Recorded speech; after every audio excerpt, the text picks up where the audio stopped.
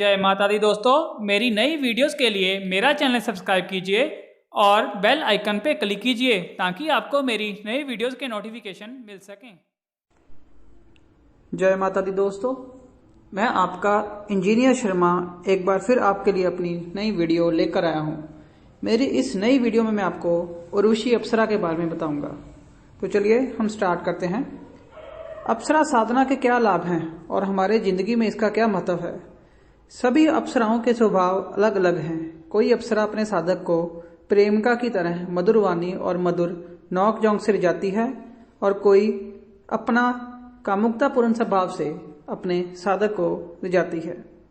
इसके भाव तमोगुण प्रवृत्ति के होते हैं और भाव तमोगुणी प्रवृत्ति के होने के कारण इसका स्वभाव थोड़ा गुस्से वाला भी होता है। अगर कोई व्यक्ति या साधक उसकी इच्छा की उल्लंघना करता है तो वह अप्सरा अपने साधक को श्राप दे देती है। ऐसी ही प्रवृत्ति उर्वशी अप्सरा की है, जिसका इतिहास में भी जिक्र है। एक बार स्वर्ग में अर्जुन जी गए और वहां पर उन्होंने उर्वशी अप्सरा की सुंदरता को देखा। तो उर्वशी अप्सरा उनकी सुंदरता देखकर उनके ऊपर आकर्षित हो गई और उसके मन में काम वासना जाग गई। उर्वशी ने अर्जुन के समक्ष विलास करने की इच्छा जाहिर की, पर अर्जुन ने मना कर दिया। तो उर्वशी ने अपने बहुत हाथ हिलाकर उसको इसके बारे में कहा, लेकिन फिर भी अर्जुन जी नहीं माने।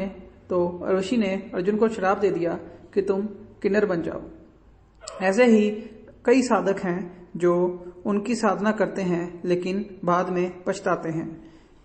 ऐसा होता है कि हम उसे अप्सरा को प्रेमिका के रूप में जब भी मांगते हैं तो वो प्रेमिका की तरह हमारी जिंदगी में आ जाती है, लेकिन हमारी जो प्रेमिका होती है असल लाइफ में हमारी पत्नी होती है, उसका कोई ना कोई दिक्कत पड़ जाती है या वो कह नहीं सकता लेकिन मरने के कगार पर आ जाती है।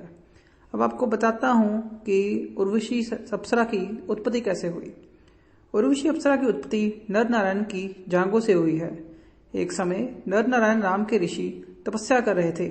देवराज इंद्र को लगा कि कोई साधक मेरे इंद्रासन को हथियाने के लिए कठोर तपस्या कर रहा है, तो उसने तपस्या भंग करने के लिए मेनका रंभा नाम की अप्सराओं को भेजा, जिन पर इंद्र देवता को बहुत ही गर्व था और इन अप्सराओं को अपनी सुंदरता भी बहुत मान करती थी कि हमसे ज्यादा सुंदर कोई अप्सरा नहीं है।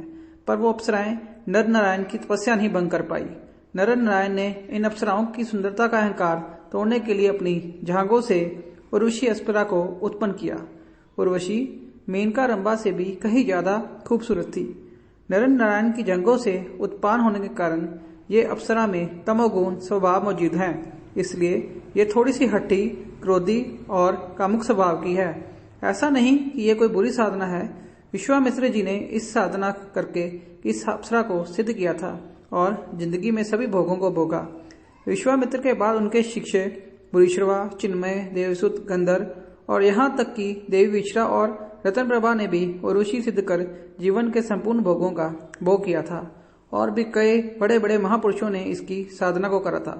मैं इस साधना को बुरा तो नहीं कहता, लेकिन इस अप्सरा के स्वभाव से आपको अवगत करा सकता हूँ, क्योंकि इस साधना के बाद आपको कई चुनौतियों का सामना करना पड़ सकता है जो आपके और आपके परिवार के लिए खतरनाक हो सकती हैं। धन्यवाद। मेरी ये वीडियो आपको कैसी लगी आप मुझे चैट में जरूर बताइएगा। धन्यवाद।